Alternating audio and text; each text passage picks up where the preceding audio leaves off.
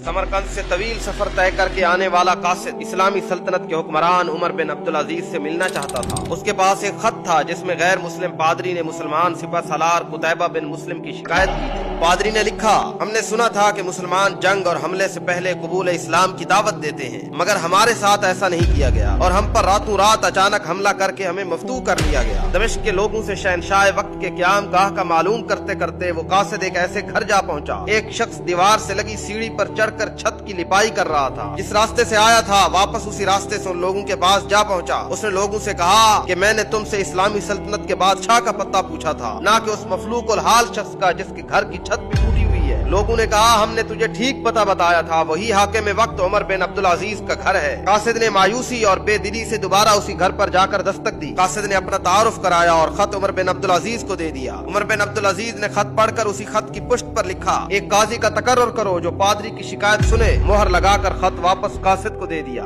समरकंद लौटकर कासिद ने खत का जवाब और मुलाकात का हवाल जब पादरी को सुनाया तो पादरी पर भी मायूसी छा गई। उन्हें यकीन था कि कागज का ये टुकड़ा उन्हें कोई फायदा नहीं पहुंचा सकेगा, मगर कोई और रास्ता भी नहीं था। चुनाचे खत लेकर डरते डरते अमीर लश्कर और हाकिम समरकंद कुतैबा बिन मुस्लिम के पास जा पहुंचे। कुतैबा ने खत पढ़ते ही फौरन एक काजी का तयन कर दिया। काजी ने पादरी से पूछा, क्या दावा है तुम्हारा? पादरी ने कहा, कुतैबा ने बगैर किसी पेशगी इतला के हम पर हमला किया। काजी ने कुतैबा को देखकर पूछा, क्या कहते हो तुम इस दावे के जवाब में? कुतैबा ने कहा, काजी साहब, जंग तो होती फरेब और धोखा है। समरकंद एक अजीम मुल्क था। उसके कुर्ब व जवार के कमतर मुल्कों ने ना तो हमारी किसी दावत को मानकर इस्लाम कबूल किया था और न ही जिजिया देने को तैयार हुए थे, बल्कि हमारे मुकाबले में जंग को तरजीह दी थी। हमें पूरा यकीन था ये लोग भी लड़ने को ही तरजीह देंगे। हमने मौके से फायदा उठाया और समरकंद पर कब्जा कर लिया। काजी ने कुतैबा की बात को नजरअंदाज करते हुए दोबारा पूछा, कुतैबा, मेरी बात का जवाब दो, तुमने इन लोगों को इस्लाम कबूल करने की दावत दी? कुतैबा ने कहा, नहीं काजी साहब। काजी ने कहा, मैं देख रहा हूँ कि तुम अपनी गलती का इकरार कर रहे हो। अल्लाह ने इस दीन को फतह और अजमत, अदल और इंसाफ की वजह से दी है, ना कि धोखाधड़ी और मौका परस्ती की वजह से। मेरी अदालत ये फैसला सुनाती है कि तमाम मुसलमान फौजी बिमा अपनी बीवी बच्चों के अपनी हर किस्म की अमलाक और माले गनीमत छोड़कर समरकंद की हदों से बाहर निकल जाएं और समरकंद में कोई मुसलमान बाकी न रहे। पादरी जो कुछ देख और सुन रहा था वो नाकाबिले यकीन था। चंद घंटों के अंदर मुसलमानों का अजीम लश्कर शहर छोड़कर जा चुका था। समरकंदियों ने अपनी तारीख में ऐसा कभी नहीं देखा था जब ताकतवर फाते कौम कमजोर मफतू कौम को यूं दोबारा आजादी बख्श दे। तारीख गवाह है कि थोड़ी ही देर में पादरी की क़यादत में तमाम शहर के लोग घरों से निकलकर लश्कर के पीछे सरहदों की तरफ दौड़े